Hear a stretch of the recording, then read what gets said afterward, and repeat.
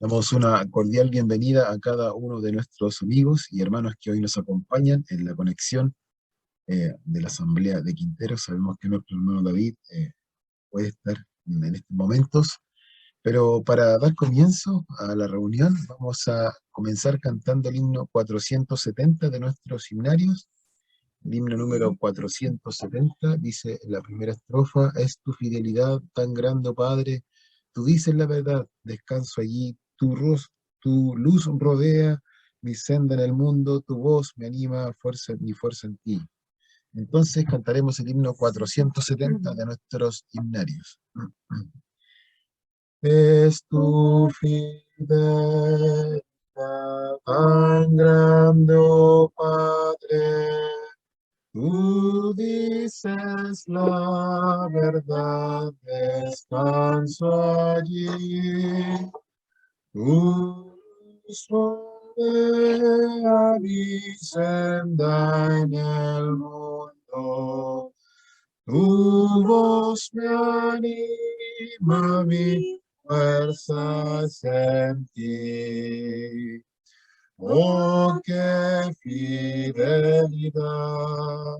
Oh, qué fidelidad, nunca me canso de darte flor.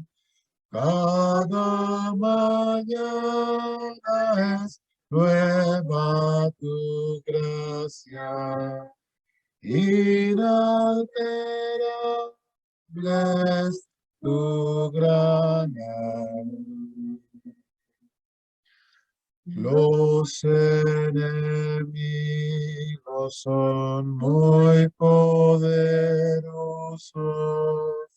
Tú eres mi amigo, Dios, fuerte Adalí. En la batalla me das tu ayuda. Vencido no seré, confiando en ti.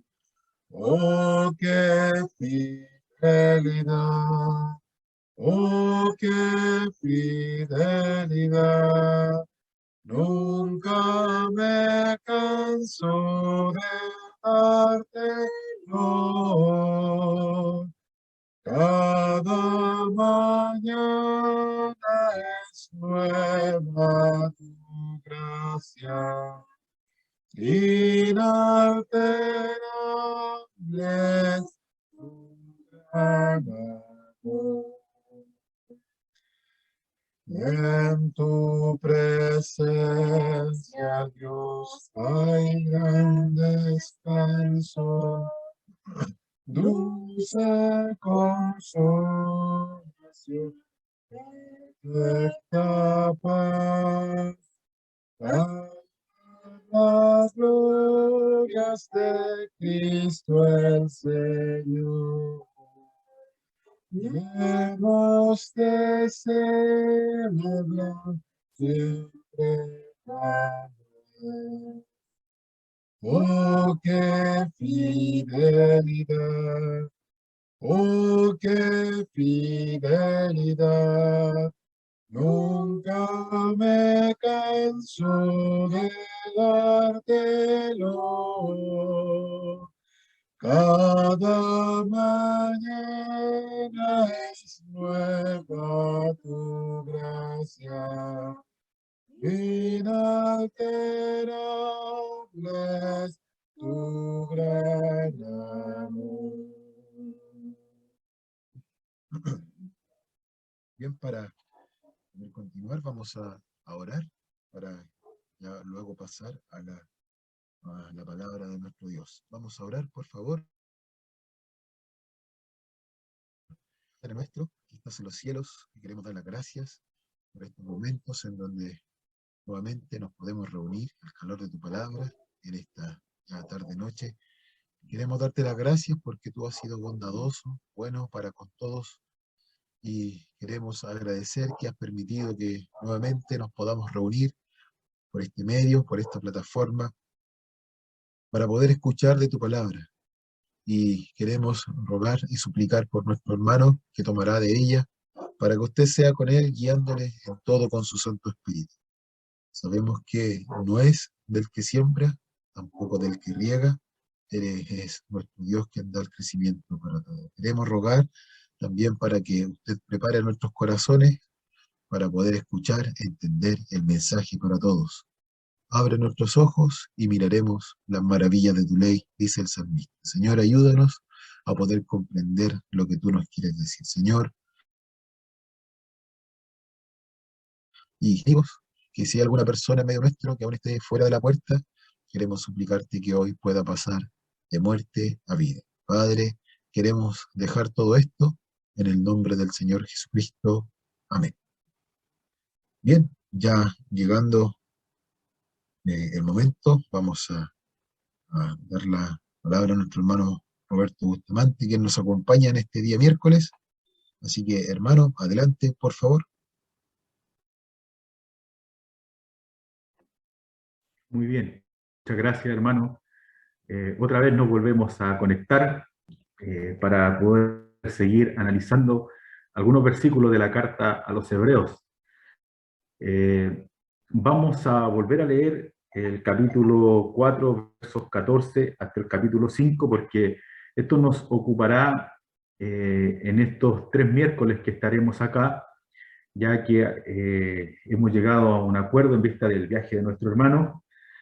Estaremos 3 miércoles seguidos, y la idea entonces de hoy es, de alguna manera, tomar el pasaje, hacer un buen recordatorio, para que también el próximo miércoles entremos de lleno a lo que, a algunos detalles del sumo sacerdote, que la verdad debo reconocer que me ha tenido ocupado investigando más acerca de este oficio y cuánta maravilla y riqueza hay que podemos aplicar a nuestra vida. Entonces esa es la idea. Como estaremos 3 miércoles de continuo, hoy día recordaremos y avanzaremos para entrar de lleno al capítulo 5 entonces, y aprovechar bien estos 3 miércoles que estaremos compartiendo la palabra del Señor. Volveremos a leer entonces la carta a los Hebreos, el capítulo 4, el verso 14, dice así la palabra del Señor. Carta a los Hebreos, capítulo 4, verso 14. Por tanto, teniendo un gran sumo sacerdote que traspasó los cielos, Jesús, el Hijo de Dios, retengamos nuestra profesión, porque no tenemos un sumo sacerdote que no pueda compadecerse de nuestras debilidades, sino uno que fue tentado en todo según nuestra semejanza, pero sin pecado. Acerquémonos, pues, confiadamente al trono de la gracia para alcanzar misericordia y hallar gracia para el oportuno socorro.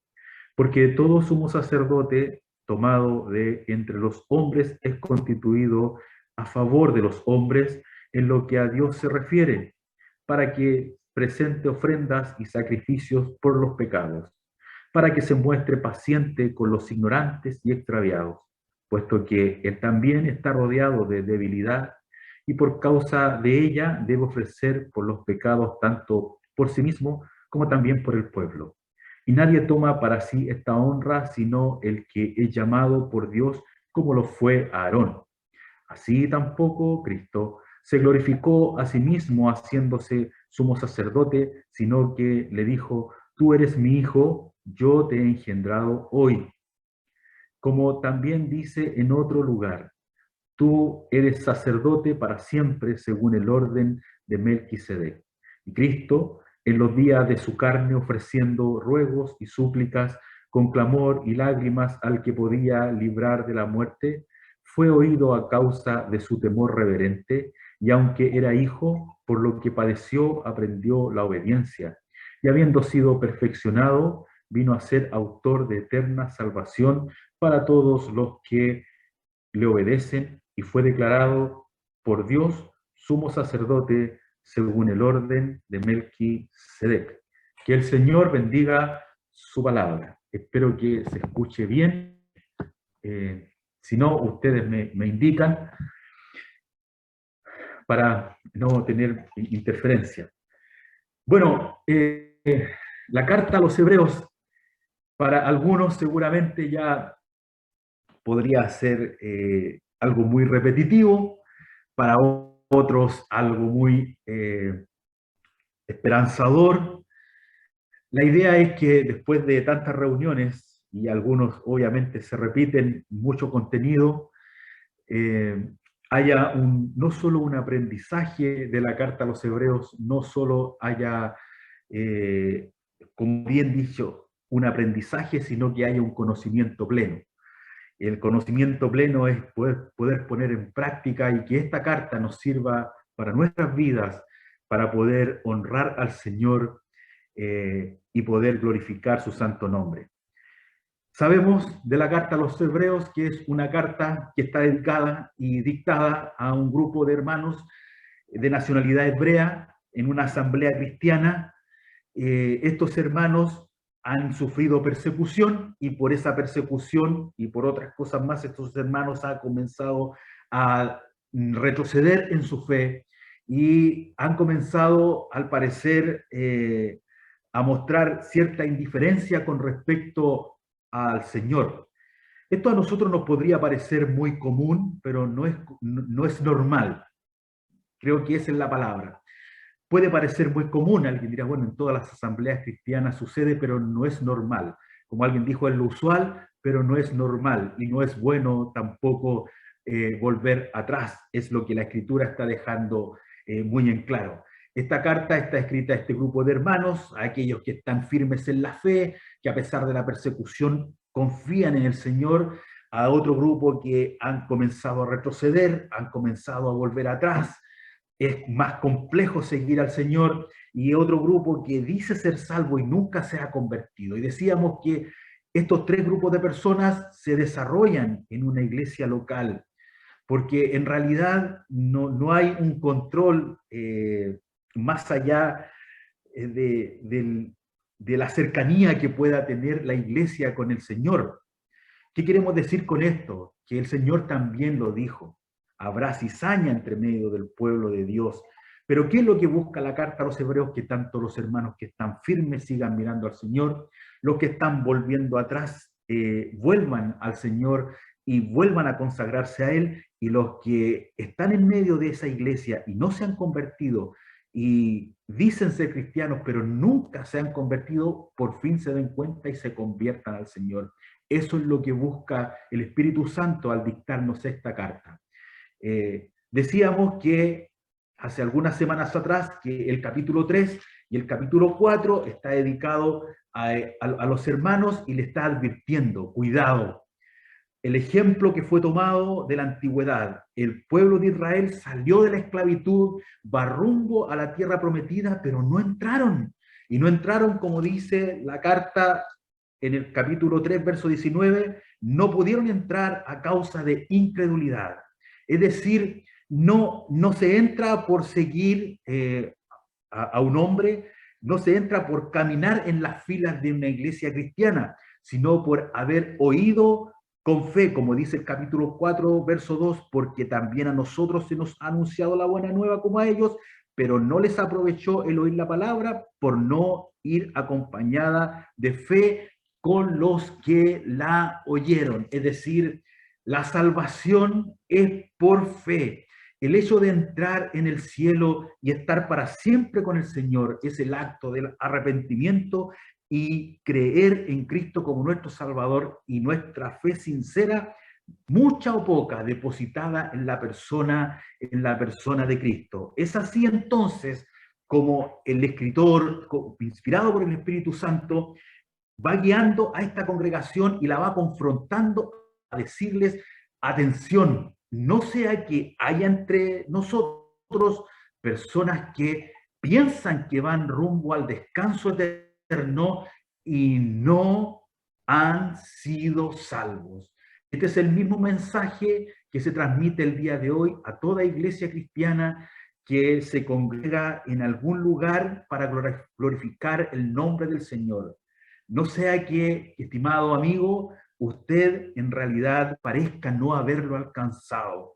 Su vida no está dando frutos y en realidad nunca se ha convertido. Y no parezca también alguno no haberlo alcanzado a decir, es salvo, pero está retrocediendo y su vida está demostrando todo lo contrario. Lo único que conseguirá es una triste realidad de poner en duda su salvación.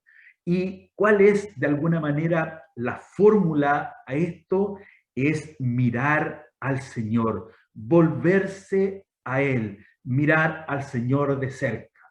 Como ya hemos aprendido, el capítulo 1 nos enseña a mirar al Señor. Dios es lo primero que los hermanos que están extraviados escuchan. Dios. Luego el capítulo 2 dice oír y obedecerle. Luego el capítulo 2, 3 dice considerar al Señor como el enviado para salvarnos y como el gran sumo sacerdote. Mírenle de cerca, contemplen sus detalles, aférrense a él. Eso está diciendo el capítulo 3. Y el capítulo 4, el verso 14, está diciendo, acérquense al Señor. Es imposible poder transitar por el desierto de este mundo, queridos hermanos, si no estamos aferrados al Señor. Los israelitas transitaron por el desierto 40 años. Preguntémosles a ellos qué tan fácil, qué tan difícil. Es muy difícil. Es una vida llena de complicaciones, el frío, el calor, serpientes ardientes, sed, querían pan. Y uno podría mirar todos estos detalles y comenzar a darse cuenta que aquí hay una fiel figura de lo que es nuestra travesía hasta llegar a la presencia del Señor, a nuestro reposo eterno. Y en este camino, entonces, se desarrollan iglesias cristianas que tienen estos tres tipos de, o estos tres grupos de personas. Y no vaya a ser que alguno, por la persecución, vuelva atrás. ¿Cómo entonces podemos llegar hasta este descanso? ¿Cómo podemos llegar de manera irreprensible, perseverando en la gracia, cuando hay serpientes ardientes en nuestro camino, cuando hay pruebas, cuando por nuestros mismos pecados hay tentaciones, cuando hay fracasos, hay desviaciones, hay errores? El Señor sabe de este trance, este camino, y nos hace mirar hacia el futuro con la esperanza de que un día estaremos para siempre con Él, pero Él también nos pedirá cuenta de lo que nosotros hemos hecho en nuestra vida. Algún día veremos eso. ¿Cómo entonces transitamos en este desierto de esta vida que es por un tiempo solamente para llegar a la presencia del Señor con frutos que honren su santo nombre? ¿Lo haremos con nuestro propio esfuerzo? Es imposible. Entonces tendríamos que hablar que es un Dios exigente, que en realidad nos ha salvado y luego nos ha dejado a la deriva en este mundo para después pedirnos cuenta por lo fracasados que somos. Imagínense que el pensamiento que acabo de nombrar es el mismo pensamiento que tuvieron los israelitas. Nos hiciste salir de Egipto para matarnos de sed. No vaya a ser alguno que ha sido tentado por su propia concupiscencia y tenga el desenfreno de culpar al Señor, de culpar a lo mejor la vida cristiana, que era muy exigente para disculpar su extravío. Está imitando el ejemplo de aquellos que no entraron. ¿Hizo eso el Señor con el pueblo de Israel? Y quiero ser categórico aquí, por supuesto que no. ¿Qué dice la Escritura? Nunca creyeron. Siempre me están tentando, dijo el Señor. Siempre me están probando. Nunca pusieron su confianza y su fe en mí a pesar de todo lo que vieron. ¿Qué debían hacer? Creer.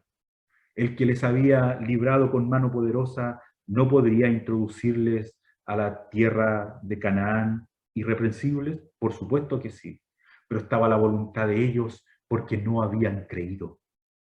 No habían puesto su fe en el Señor. Ellos tentaban, no pedían. Ellos tentaban al Señor, no rogaban, no se humillaban. Ellos siempre estaban probando porque su fe no estaba puesta en Él. ¿Y qué dice el Señor? Juré en mi ira, no entrarán en mi reposo. ¿Y nosotros entonces? ¿Y qué hacemos nosotros con todo esto? ¿Acaso correremos la misma suerte? ¿Tenemos que sufrir, hermano, las caídas y las tentaciones? ¿A quién le echamos la culpa? ¿Tenemos que sufrir las caídas y las tentaciones nosotros y veremos cómo llegamos al cielo? Si llegamos medios enredados, entre medio de fracasos, bueno, lo que acabamos de leer y lo que analizamos, venimos analizando hace 15 días atrás, está el trono de la gracia para que el Señor nos guíe por todo este trance, por todo este camino, hasta llegar a su presencia. Este trono de la gracia es, como bien lo dice su nombre, un trono de gracia, el que nos da favores sin merecerlo, el que no nos da cosas a cambio. Si te portas bien, yo te socorreré, aunque en la vida eso funciona. El Señor, ¿qué dice? Es un trono de gracia. No mereces, pero yo te lo doy. Yo te socorro, yo tengo misericordia de ti. ¿Por qué este trono de la gracia está abierto? Lo decíamos, porque debemos transitar por este desierto y debemos llegar irreprensibles. El trono de la gracia está para socorrernos. Es un desierto difícil, pasamos por pruebas, por dificultades, por tentaciones donde nosotros mismos nos metemos, que necesitamos el perdón y el auxilio del Señor. Y para eso está el trono de la gracia. Pero también el trono de la gracia es un gran faro en alta mar que alumbra fuertemente y nos está dando un mensaje, nos está diciendo que nosotros no tenemos excusa para pecar. Póngase en un caso hipotético. Usted llegará al cielo y el Señor pedirá cuentas de su vida en un tribunal a los que somos salvos. Y tendremos que dar cuenta de lo que hicimos en el cuerpo, de lo que hicimos con nuestros hermanos y de lo que hicimos con el Evangelio. Y a lo mejor lo que hicimos en nuestra vida está llena de fracasos. Supongamos que alguien dice, bueno, Señor, yo lo intenté, pero en realidad no tuve quien me ayudara o quien me auxiliara. Tenemos que decir que guardaríamos un mejor silencio porque el trono de la gracia está exclusivamente para decirnos que está abierto para que nosotros seamos libres o librados de la tentación de manera oportuna o alcancemos el perdón a causa de nuestros fracasos para continuar hacia adelante. Como hijos que necesitan ser perdonados cuando se han equivocado y han errado al blanco, y como hijos que necesitamos ser socorridos para no lamentar las terribles consecuencias del pecado que desarrollamos en nuestra vida. El gran trono de la gracia, o el trono de la gracia, es el trono que entrega favores de amor a los hijos que van al gran sumo sacerdote en busca de auxilio. El Señor no guarda silencio cuando nosotros nos acercamos a Él en busca de auxilio. Por lo tanto, ¿qué nos está diciendo este gran trono de la gracia o este trono de la gracia con este gran sumo sacerdote? Que no tenemos excusa para pecar ni para desviarnos. Y aunque así fuera, no tenemos excusa para no volver a levantarnos, porque el trono de la gracia entrega misericordia para el perdón, para comenzar de nuevo. Es decir, yo no sé, pero sería bueno que, querido hermano, querida hermana, que en la situación que te encuentres, si tú no has arreglado tus cuentas con el Señor, lo hicieras porque el trono de la gracia no está cerrado para ti. Es más, es un trono que está abierto, del cual tú puedes echar mano al gran sumo sacerdote que intercede por ti y que intercede por mí. Este trono de la gracia Este trono hermoso fue abierto por el Señor una vez que Él se levantó de los muertos y presentó un solo sacrificio por medio de sí mismo. En la antigüedad, y uno lo puede ver en el libro de Esther, cuando Esther quería hablar con Asuero, con el rey Asuero, nosotros tenemos allí lo dificultoso, a pesar de que era Esther, la reina, era poder hablar con alguien que estaba entronado o con el rey. Solo aquellos que estaban designados tenían acceso para entrar a hablar con el rey. Y eso era la política real de alguna manera. Cuando la Escritura nos dice que el trono de la gracia está abierto, tenemos que hacer la pregunta, ¿para quién está abierto? Ya lo hemos dicho, para todos los hijos de Dios, para todos nosotros, los fieles de la tierra, los que quieren andar en el camino de la perfección. Ese me servirá, dice el Señor. Ese trono se abrió. Y cuando los hermanos hebreos están escuchando esto, que ellos conocen muy bien su historia, y ellos sabían muy bien que a un trono no podía llegar cualquier persona, sino solo los designados, que ellos se encuentren con esta realidad de que en el cielo la presencia del Señor está abierta para todos nosotros, es realmente sorprendente. Porque ellos sabían muy bien que solo se podía acercar el sumo sacerdote una vez al año al lugar santísimo. Solo lo podía hacer el sumo sacerdote y nadie más. Y el sumo sacerdote estaba designado para eso. Entonces, hoy cuando ellos escuchan esto, es como decir, a ver, hermano, porque no sabemos quién lo escribió, tú nos estás diciendo de que lo que pasó siempre en la antigüedad, que el pueblo no se podía dirigir a Dios sino solo por medio de Aarón.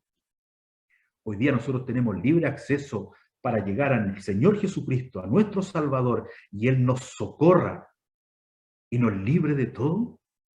Sí, eso es. Eso es lo que está sucediendo.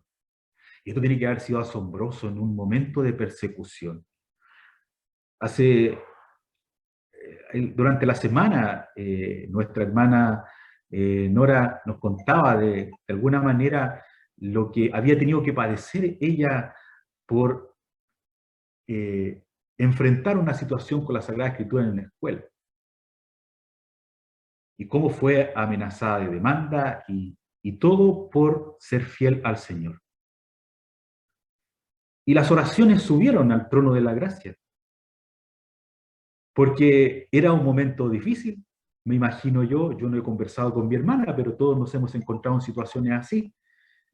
Regular, suavizar los dichos, decir que en realidad no fue lo que se quiso decir. El enemigo tiene que haber actuado allí de una manera, pero ¿qué estaba allí presente?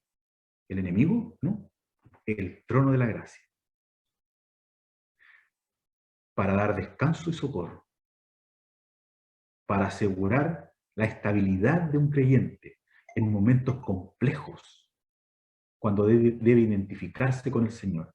La persecución. Momentos difíciles, todos hemos sufrido de persecución, a lo mejor no al nivel de estos hermanos,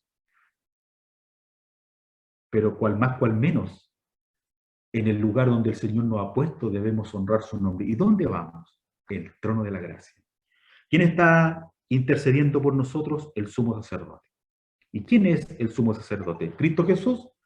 Él es nuestro gran sumo sacerdote, como dice la Escritura, traspasó los cielos, traspasó los cielos. Y si hemos aprendido que la carta a los hebreos nos dice que Cristo es superior a los ángeles, que Cristo tiene en el capítulo 2 un mejor mensaje que los ángeles, en el capítulo 3 que Cristo es superior a Moisés, el capítulo 4 nos dice que Cristo es superior al Josué, ahora el capítulo 4 también y 5 nos dice que Cristo es superior a Aarón. Entonces Cristo es superior como hijo y como rey. Cristo también es superior como el enviado. Cristo también es superior como el único que da el verdadero descanso. Y Cristo es superior como el gran sumo sacerdote. Y nuestros hermanos hebreos comienzan a mirar al Señor y empiezan a abrir sus ojos, tanto, querido hermano, como tú debieras abrirlos y ver que en el Cristo que está aquí, en las Sagradas Escrituras, es todo suficiente y es todo lo que tú necesitas para poder levantarte de nuevo de la situación en la que te encuentras, volverte al Señor y continuar tu camino en este desierto, teniendo a este gran sumo sacerdote de tu lado que intercede por ti. Este trono, este gran trono o este hermoso trono de la gracia está abierto para todos los hijos, para todos nosotros, está abierto. Está abierto para ti, está abierto para mí. Este trono hermoso está abierto a las 24 horas del día. Cuando la noche se hace larga y no podemos conciliar el sueño a causa de las pruebas, de las tentaciones, de los problemas que nos llevan a alejarnos del Señor, está el trono de la gracia para que el Señor nos muestre su consuelo, su ayuda y salgamos victoriosos de la tentación y de la prueba. Sabe el Señor librar de tentación a los que le temen. Pero quiero volver a hacer hincapié en algo, queridos hermanos. El trono de la gracia es el trono que está puesto aquí para que no tengamos excusa para pecar. No tenemos excusa para pecar. El trono de la gracia dice, no puedes pecar. No lo puedes hacer. Porque el gran sumo sacerdote tiene todo poder para dispensar y ofrecer toda gracia y misericordia a aquel que la pida. Pero nosotros debemos ir en busca de ella. ¿Estás luchando, querido hermano, con no caer? ¿Sientes que ya pierdes las batallas? Entonces, ¿me librará el Señor? ¿Cómo sabemos que Él nos librará? Dice, porque no tenemos un sumo sacerdote que no pueda compadecerse de nuestras debilidades, sino uno que fue tentado en todo según nuestra semejanza, pero sin pecado. Es decir, Él, este sumo sacerdote hermoso, puede compadecerse de nuestras debilidades. ¿Entenderá mi Señor mis debilidades? Si yo solo me he buscado esta situación terrible, ¿vendrá a correrme? ¿Tendrá misericordia de mí? ¿O debo seguir esta loca carrera como si no tuviera freno? La carta a los hebreos nos ha dicho todo lo contrario, que en el momento que tú te das cuenta que debes parar en la vida extraviada que estás llevando, debes volverte al Señor y alcanzarás misericordia y alcanzarás socorro. ¿Cómo es que el Señor se compadece? Bueno, debemos decir que el sumo sacerdote, que era Aarón, había sido tomado de entre el mismo pueblo. El sumo sacerdote, que era Aarón, entonces vivió las mismas experiencias que vivió el pueblo de Israel. Vivió entre medio del pueblo cuando sufría los latigazos y el esfuerzo desenfrenado por ser esclavos. Aarón sufrió el dolor en carne propia. Aarón sufrió de los latigazos, sufrió del sol abrasador, sufrió del hambre, sufrió de la sed. Por lo tanto, tendríamos que pensar que eso no le pasó a Moisés. A Moisés no estuvo en las condiciones que tuvo Aarón. Y tendríamos que decir que entonces ahí hay una razón por la cual el sumo sacerdote fue Aarón, porque el capítulo 5 nos va a decir que era necesario que el sumo sacerdote fuera tomado de entre los hombres para que éste estuviera a favor de los hombres o entendiendo sus debilidades. Moisés no podía ser el sumo sacerdote por la soberanía de Dios y porque obviamente mientras el pueblo sufría, Moisés estaba en el palacio. Y si sufría de forma condescendiente, empática o espiritual, Moisés nunca tuvo que ir a buscar ladrillos, Moisés nunca tuvo que sufrir la sed, Moisés nunca tuvo que sufrir los latigazos. De hecho, es más, cuando el egipcio está golpeando al israelita, Moisés se abalanza y mata al egipcio. Él va a aprender luego en el desierto lo que es ser el hombre más manso, mucho más que Aarón. Pero aquí tenemos una fiel figura de la encarnación del Señor, porque en realidad el sumo sacerdote tenía que saber en carne propia lo que sufrían sus hermanos. Y ese fue Aarón. Ahora, dice la Escritura, porque no tenemos un sumo sacerdote que no pueda compadecerse de nuestras debilidades, sino uno que fue tentado en todo según nuestra semejanza. Y ahí está hablando de que el Señor se encarnó. Y era necesario que Él descendiera y tomara forma de siervo hecho semejante a los hombres y estuviera allí entre medio y viviera como los hombres, pero sin pecado. Él se humilló, Él se encarnó. Y Él, podemos decir, en carne propia, sufrió lo que son las pruebas y las tentaciones. Él pudo ver a una mujer llorar, Él pudo tener hambre, Él tuvo ganas de comer, y Él nunca usó su poder para autosatisfacerse. El Señor le dijo a Pedro cuando estaba en el huerto de Getsemaní, y este le corta la oreja a Malco, ¿no sabes que yo podría pedir a mi Padre 12 legiones de ángeles y Él me las daría? Y la pregunta es, ¿por qué no lo hizo? Bueno, las respuestas son muchas, pero el Señor sufrió.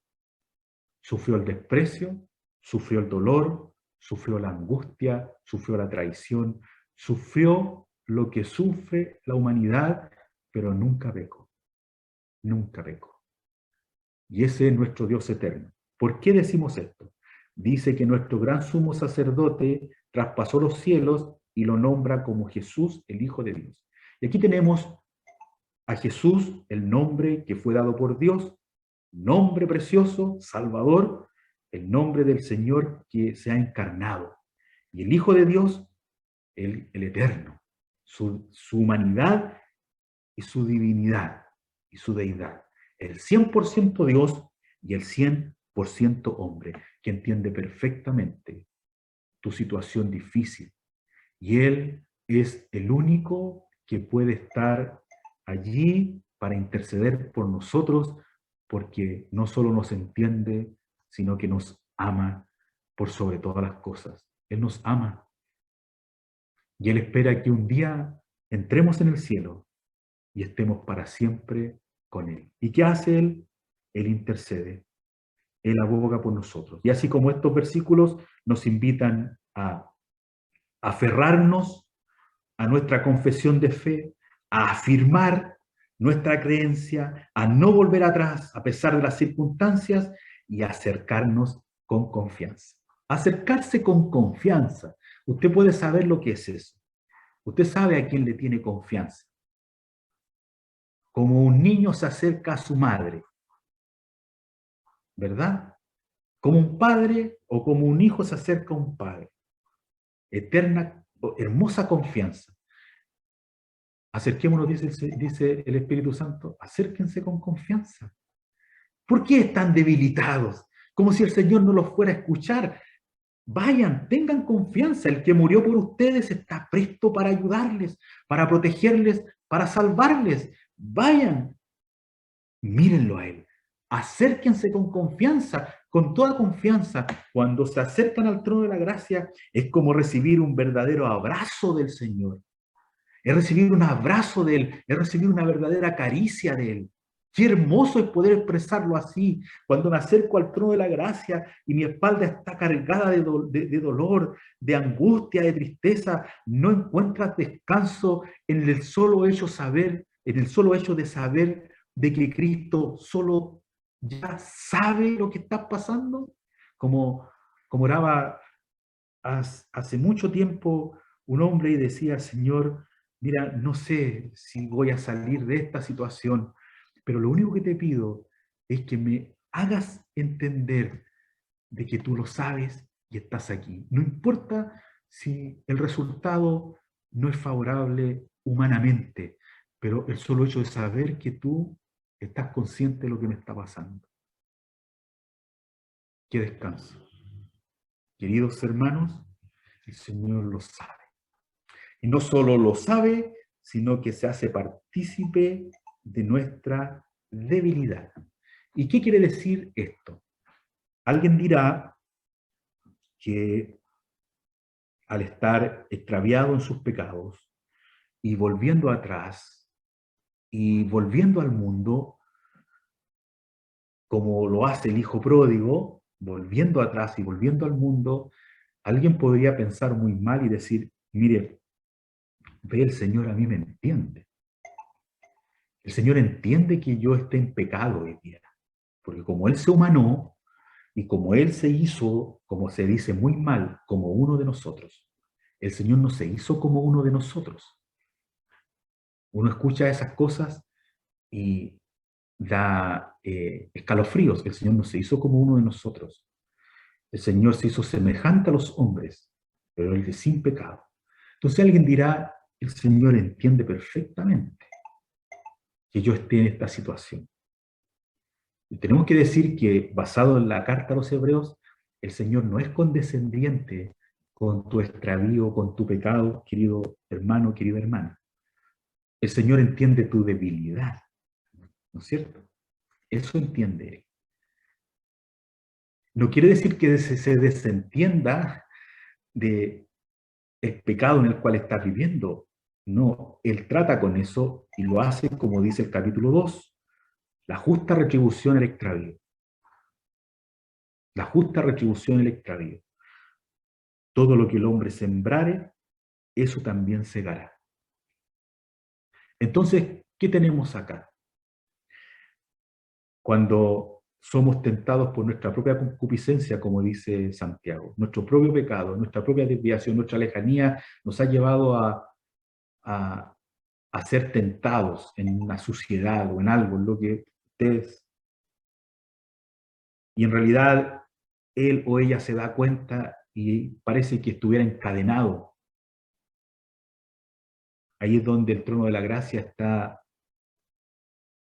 oportuno, el Señor, el gran sumo sacerdote, para dar misericordia, perdonar y volver a empezar. Y también pensando en alguien que está sufriendo una debilidad, una prueba, el oportuno socorro. El oportuno socorro. Eso quiere decir entonces, queridos hermanos, que el Señor se compadece con confianza, con amor, pero tenemos que decir que, y dejar muy en claro que el Señor haya sido tentado en todo, no quiere decir que Él en un momento dudó o se vio forzado o se vio complicado. Porque alguien podría decir, bueno, si para mí me complica las tentaciones, pensar que el Señor también le complicó la tentación o X tentación, casi raya en la humanidad solamente y no en la divinidad. Bueno, es aquí donde hay que ser categóricos y claros, y yo no encuentro otra explicación porque me cuesta mucho pensar que el Señor en algún momento dudó de rechazar el pecado. El Señor nunca dudó en rechazar el pecado, porque Él es Dios, es santo, y Él no puede ver el pecado, de hecho, Él lo castiga. Alguien puede decir, bueno, lo tolera, tampoco lo tolera. El Señor no tolera el pecado. El Señor lo castiga. Por lo tanto, ¿qué entendemos aquí? Nuestras debilidades son nuestras angustias, nuestro dolor, nuestra intranquilidad, aquello que en realidad nos hace dudar de seguir adelante y decir, ¿para qué voy a continuar en esta vida cristiana? Mire todos los embates que tengo que luchar y el Señor parece que no me ayuda. Bueno, allí está donde derramamos nuestra alma para no pecar y no desviarnos y no volver atrás. Entonces, el Señor nos socorre con misericordia, hallamos gracia y incluso el perdón para aquellos que, siendo creyentes, han tropezado y necesitan ser restaurados. Así como hemos puesto el ejemplo del hijo pródigo que se va, tenemos que también poner el ejemplo del hijo pródigo cuando vuelve y encuentra el perdón.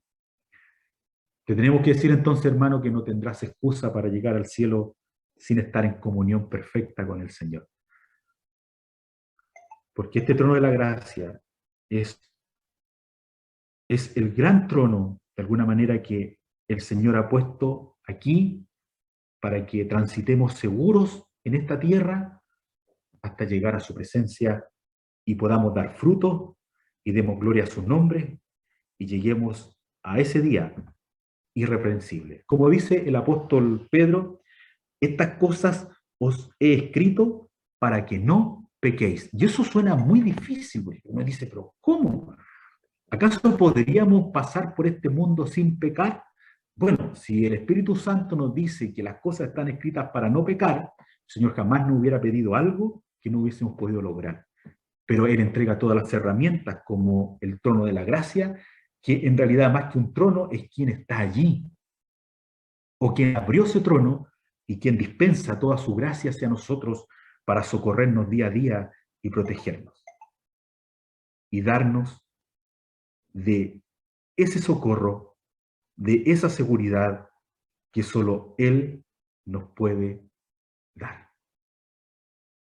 Dice que el sumo sacerdote es tomado de entre los hombres para que se muestre condescendiente con los ignorantes y extraviados que somos nosotros.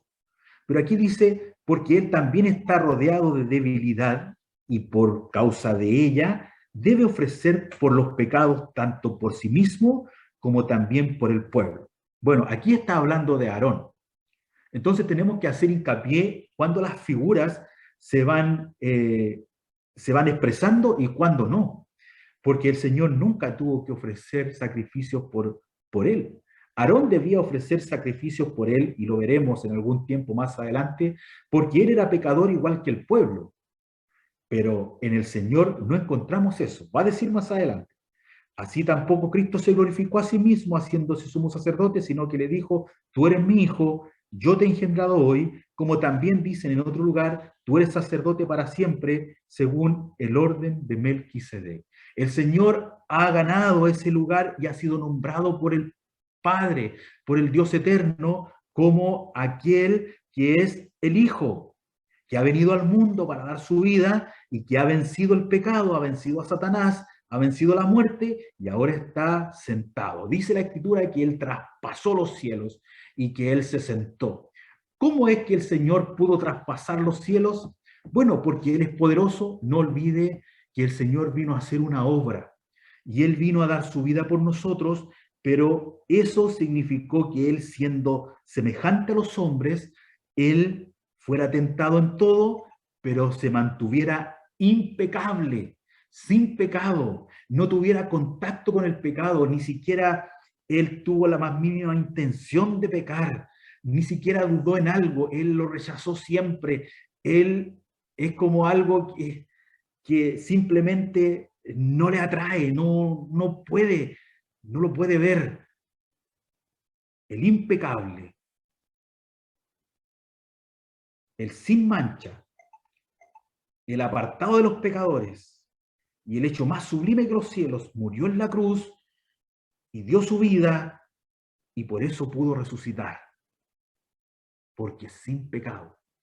Por eso me ama el Padre, dijo el Señor, porque yo tengo poder para poner mi vida y tengo poder para volverla a tomar. ¿Qué quiere decir esto? ¿Por qué el Señor tenía poder para poner su vida y tenía poder para volverla a tomar? Porque es el Hijo de Dios y es todopoderoso. Pero no olvide que Él estuvo en esta tierra siendo 100% Dios y 100% hombre. Y si lo miramos como el postrer Adán, que se introduce en el mundo para dar su vida por nosotros, Él fue tentado en todo. Pero la única forma para levantarse de los muertos era venciendo el pecado. La paga del pecado es muerte. Por lo tanto, los que pecan, mueren. ¿Y qué nos dice la Escritura? Que la muerte no le pudo retener. ¿Por qué? Porque no encontró nada que excusara que esa tumba albergara al Hijo de Dios. Tuvo que liberarlo. librarlo. El Señor se pudo levantar porque eres sin pecado. Y entonces traspasó los cielos. Y traspasando como el gran sumo sacerdote, se sentó a la diestra, aboga e intercede por nosotros. ¿Hasta cuándo? No sé cuánto camino nos queda hasta llegar al descanso eterno.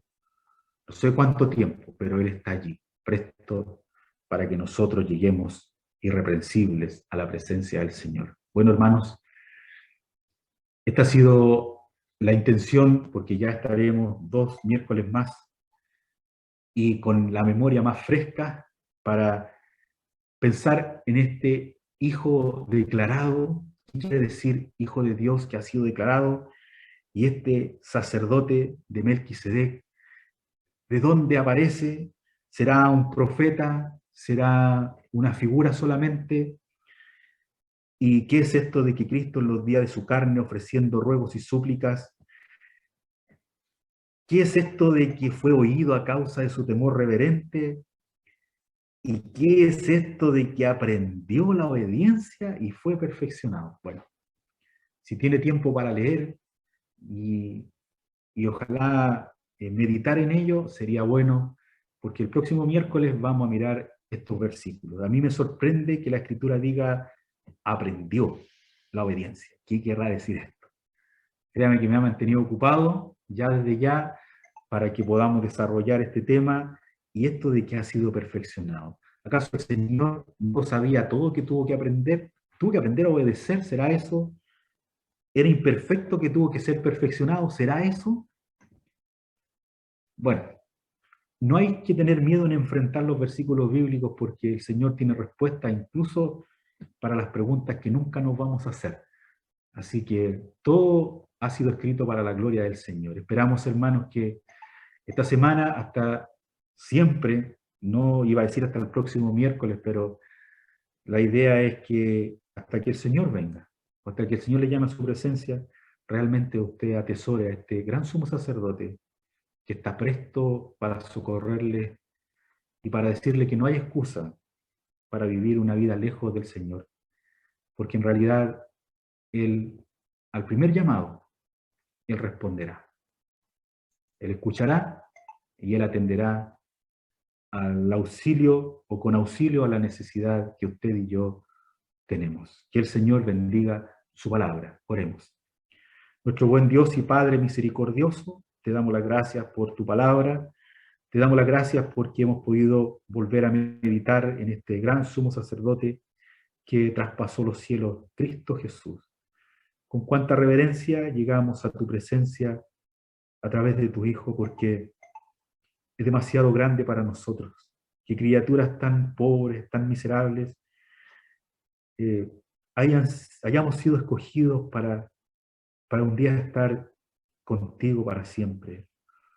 Es tan grande lo que tú nos dices que solo guardamos silencio y nuestro corazón se alegra y más aún se anima al saber de que no estamos solos. Tu Santo Espíritu que mora en nosotros y nuestro gran sumo sacerdote que está atento para que nosotros lleguemos irreprensibles hasta su presencia. Oh Padre, ayuda a cada hermano en su dificultad, a cada hermana en su dificultad, para que ciertamente en cada situación de su vida y en cada situación de nuestras vidas podamos glorificar el nombre de nuestro Señor Jesucristo y realmente podamos crecer y llegar al conocimiento pleno a lo cual nos invita tu palabra. Oh Señor, gracias te damos por estos momentos que nos has dado para meditar en estos hermosos pasajes de aquel trono de la gracia, de aquel gran sumo sacerdote, y te rogamos que sea de provecho para cada uno de nosotros. Todo lo dejamos en tus manos y quedamos encomendados en tu presencia en el nombre de nuestro Señor Jesús. Amén.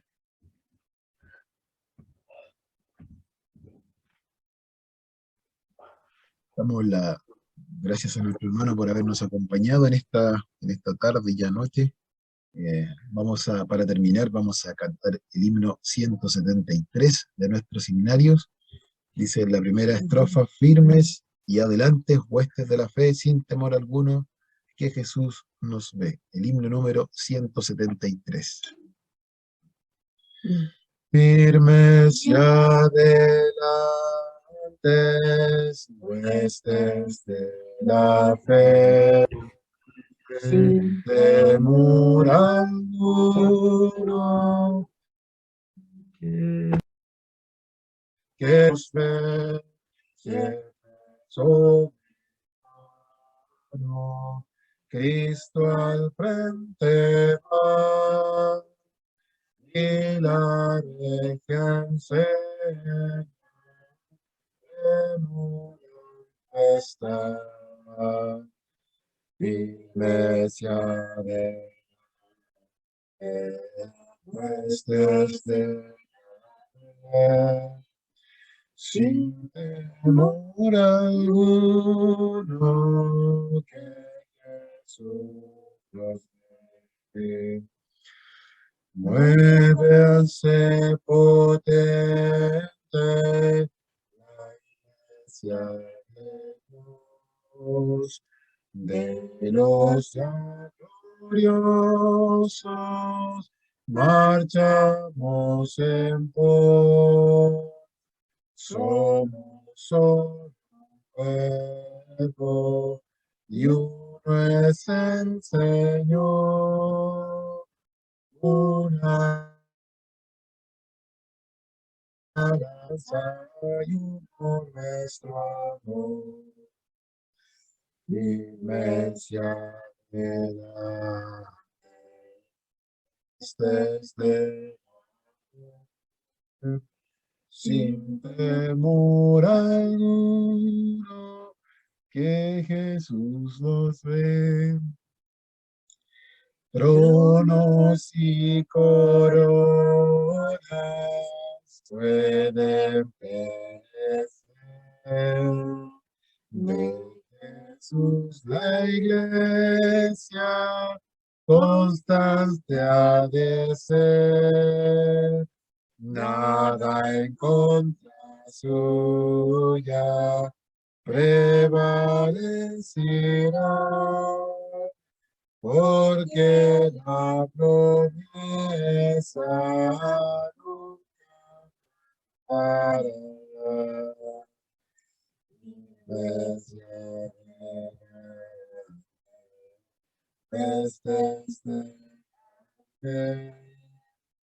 Sin temor alguno, que Jesús nos ve.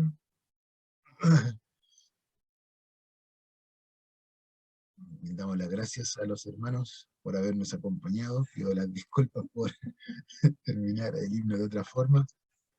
Mucho. Ayer también me tocó participar de la reunión y me ha costado muchísimo. Estoy muy enfermo, pero el Señor está aquí para poder acompañarnos. Así que ya hemos llegado al final de la reunión. Agradecemos a cada uno de los hermanos que nos han acompañado.